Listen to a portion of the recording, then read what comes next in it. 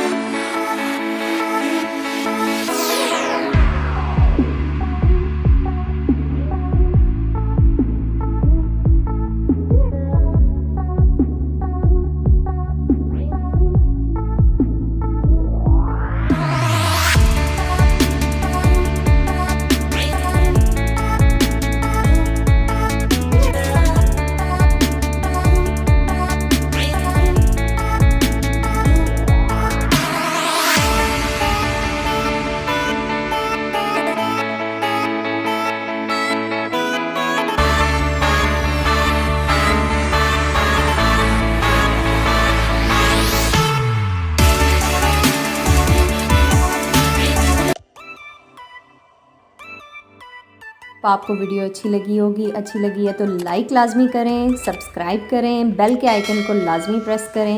इन कोई question answers हैं या कोई कंफ्यूजन है या पर्सनली आप कोई क्वेश्चन करना चाहते हैं तो इंस्टाग्राम में मुझे फॉलो करें एंड वहाँ पे आप मुझे कमेंट कर सकते हैं। Follow me Habiba Chaudhary on Instagram. अपना ख्याल रखें, दुआओं में मुझे याद रखें। See you in a next video. अल्लाह हाफिज़।